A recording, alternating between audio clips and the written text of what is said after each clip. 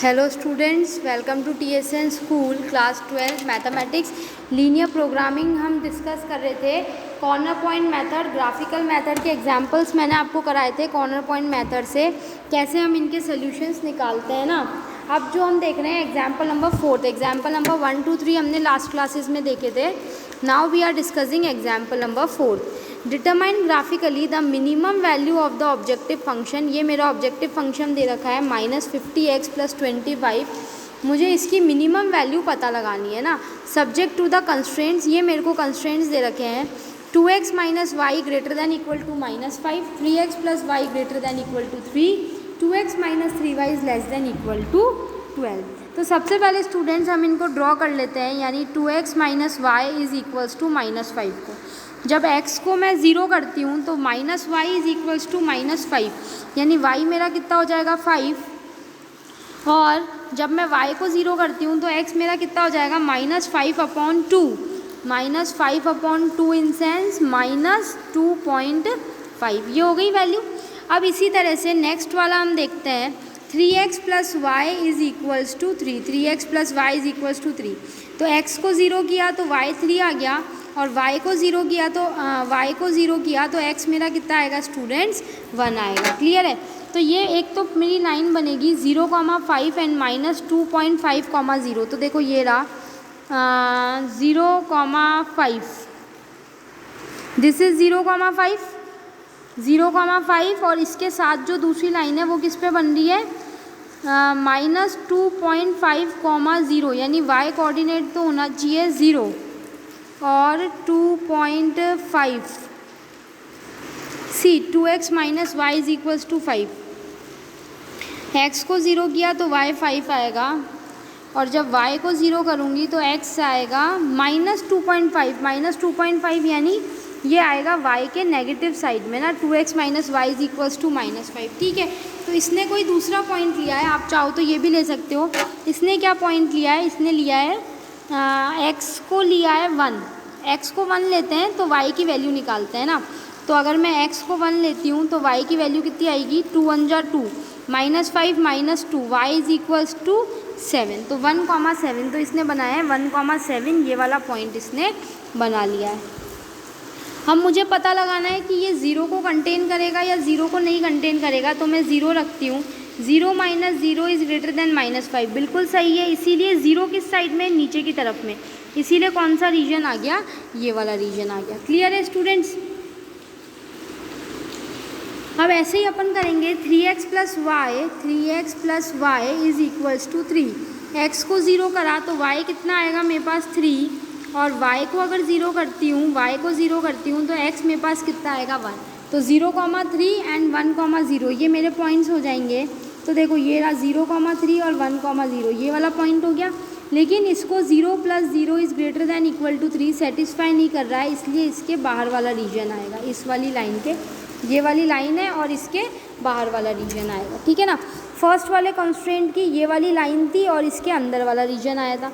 Next 2x - 3y = 12, 2x - 3y = 12। x को 0 रखा तो y कितना आएगा -4, और जब मैं y को 0 करूँगी तो मेरा x कितना आएगा 6। तो 0, -4 और 6, 0। अब नेगेटिव साइन नहीं लेके मैं एक और कोई पॉजिटिव साइन ही लेना प्रेफर करूँगी। तो ये तो पॉइंट है 6, 0, एक इन्होंने इसका पॉइंट लिया है 9,2, यानी ना x को आप कोई भी वैल्यू दे दो उसके करस्पॉन्डिंग आपको वैल्यू मिल जाएगी। तो ये वाली लाइन इन्होंने बनाई है। अब 0 - 0 = 12, ये सही है। 0 जो है वो 12 से छोटा है, यानी 0 को कंटेन करने वाला पॉइंट आएगा। तो ये वाला रीजन है जो 0 को कंटेन कर रहा है, तो ये वाला रीजन हो गया इसका। अब x > 0, y > 0, तो ये तो मेरा फर्स्ट क्वाड्रेंट का पॉइंट होता है। तो यहाँ से मुझे क्या पता चल रहा है कि मेरा कौन सा रीजन आ रहा है, ये वाला रीजन जो है वो मेरे इसमें आ रहा है। और ये रीजन कैसा है स्टूडेंट्स, अनबाउंडेड रीजन है ये। तो first of all let us graph the feasible reason of the system of inequalities 2 to 5। The feasible reason is shown in figure 12.5। Observe that the feasible region is unbounded. ये जो feasible region है students, ये कैसा आया है मेरा, unbounded आया है। Now we now evaluate z at the corner points. तो मैं z की वैल्यू कहाँ निकालूंगी, कॉर्नर पॉइंट्स पे, यानी एक तो 0,5 पे, एक 0,3 पे, एक ये 1,0 पे और एक 6,0 पे। बस ये 4 ही कॉर्नर पॉइंट्स हैं। इसके अलावा तो बाकी जो भी पॉइंट्स हैं वो सब क्या है, ओपन है। From this table we find that 0,5 ये मेरा मैक्सिमाइज फंक्शन है, मतलब मिनिमम करना है, ऑब्जेक्टिव फंक्शन है। इस पर मैंने z की वैल्यूज़ निकाली। 0,5 पे 100, 0,3 पे 60, 1,0 पे -50 और 6,0 पे कितनी आई है, -300। तो ये मेरी सबसे स्मॉलेस्ट वैल्यू आई है। From this table we find that -300 is the smallest value of z at the corner point 6,0। Can we say that minimum value of z is -300? क्या हम -300 को z की मिनिमम वैल्यू बोल सकते हैं? Note that if the region would have been bounded this smallest value of z is the minimum value of z। अगर bounded region होता तो ये जो मिनिमम वैल्यू है, ये जो स्मॉलेस्ट वैल्यू है, ये z की मिनिमम वैल्यू हो जाती। लेकिन यहाँ पे जो हमारा फिजिबल रीजन है वो कैसा है, अनबाउंडेड है। इसीलिए -300 जो है वो मिनिमम वैल्यू हो भी सकती है और मिनिमम वैल्यू नहीं भी हो सकती है। तो टू डिसाइड दिस इशू, इस इशू को डिसाइड करने के लिए that whether -300 is the minimum value of z और not, we graph the inequality. हम एक इनइक्वालिटी को ग्राफ करेंगे, कौन सी, -50x + 20y। एक हमने फोर्थ के 2 केस पढ़े थे कि अगर ax + by greater than m है तो m मैक्सिमा होगा, और अगर ax + by less than m है तो ये क्या होगा, मिनिमम होएगा। तो मैं कौन सी इनइक्वालिटी प्लॉट करूँगी, -50x + 20y is less than equal to -300, क्योंकि मेरे को कौन सा केस चाहिए, मिनिमम का। अगर ये लेस दैन 300 वाला, -300 वाला ये सेटिस्फाई होता है तो मैं बोलूँगी कि ये जो स्मॉल m है ये क्या है, मिनिमम वैल्यू है। थर्ड पॉइंट क्या हो जाएगा, ये इसको मैंने कॉमन ले लिया, ये हो गया -5x + 2y is less than -30। And check whether the resulting open half plane has points in common with feasible region और not. If it has points, common points, then -300 will not be minimum value of z, otherwise -300 will be the minimum. अगर common points होंगे तो -300 जो है वो minimum value नहीं होगी। अगर कॉमन पॉइंट्स नहीं है तो ये जो है वो मिनिमम वैल्यू हो जाएगी। अब सबसे पहले इसको प्लॉट करते हैं। -5x + 2y = -30 को प्लॉट करते हैं ना। तो सबसे पहले क्या करती हूँ मैं, x को क्या लेती हूँ, 0। x को 0 लूँगी तो y मेरा कितना आएगा, -15। x को 0 लिया तो y -15 आ रहा है। चलो एक y को 0 लेते हैं, y को 0 लेते हैं तो x कितना आएगा, 6। तो एक पॉइंट तो हो गया 6,0, और एक अब नेगेटिव पॉइंट नहीं लेके, क्योंकि मेरे को पता है मेरा रीजन फर्स्ट क्वाड्रेंट में है, तो मैं फर्स्ट क्वाड्रेंट का कोई पॉइंट लेती हूँ। मैं x को रख देती हूँ 8, x को 8 रखती हूँ तो 8 5 जा -40 + 2y इज़ इक्वल्स टू -30। तो 2y कितना हो जाएगा, -30 + 40, यानी 2y मेरा कितना हो गया, 10, यानी y कितना आ गया, 5। तो एक पॉइंट आ गया मेरे पास 8,5। जैसे ही मैंने इस लाइन को ड्रॉ किया, ये मेरी लाइन आ गई, ये न्यू वाली, -5x + 2y is less than equal to -30।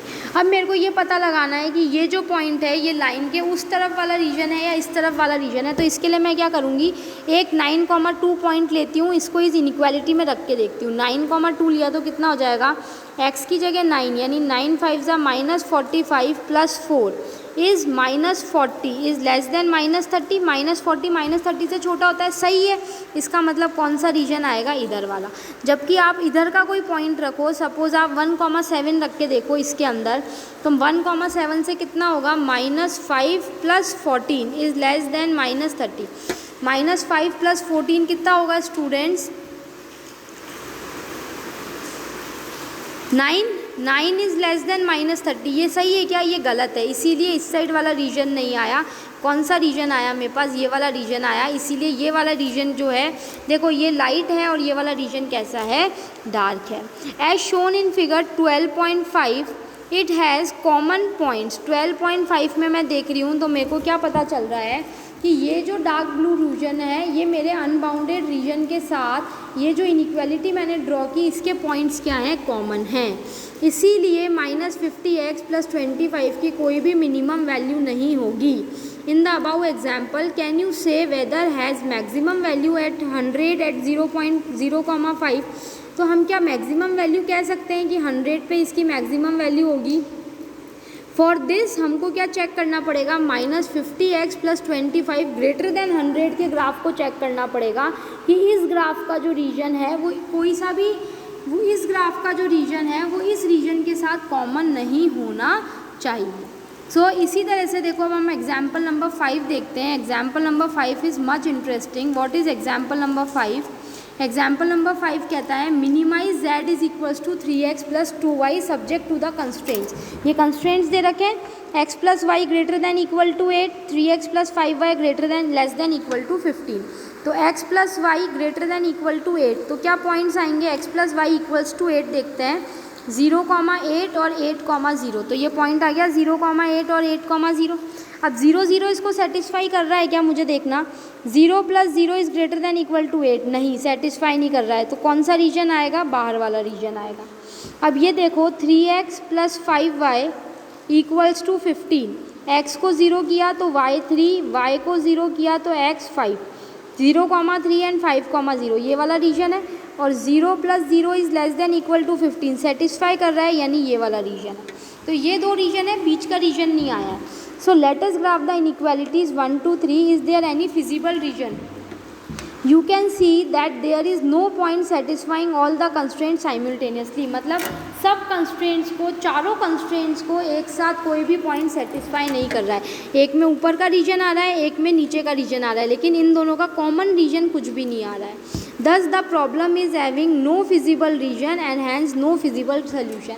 ना तो कोई फिजिबल रीजन है, इसीलिए ना ही इसका कोई फिजिबल सोल्यूशन है। फिजिबल रीजन होता है जब कोई रीजन चारों कंस्ट्रेंट्स को सेटिस्फाई करता है, उस रीजन को हम क्या कहते हैं, फिजिबल रीजन कहते हैं। फ्रॉम द एग्जाम्पल्स, रिमार्क्स कहते हैं, from the examples which we have discuss so far we notice some general features of linear programming problem. The feasible region is always a convex region. जो feasible region है वो हमेशा कैसा होता है, convex reason होता है ना। द मैक्सिमम और minimum solution of the objective function occurs at the vertex of the feasible region if two corner points produce the same maximum और minimum value of the objective function, then every point on the line segment joining these points will also give the same maximum और minimum value. ये मैंने last class में आपको बताया था कि सी और डी, एग्जाम्पल नंबर 3 में दोनों पे 180 मैक्सिमम वैल्यू आई थी। तो सी और डी को ज्वाइन करने वाली पूरी लाइन पे जो है हर जगह उस फंक्शन की वैल्यू क्या थी, मैक्सिमम ही थी। सो स्टूडेंट्स एक्सरसाइज 12.1 आप ट्राई करिए, देन उसके बाद हम इसके आगे का जो और भी चैप्टर में हमारे और भी टॉपिक्स हैं उनको हम नेक्स्ट क्लासेस में डिस्कस करेंगे। Thank you.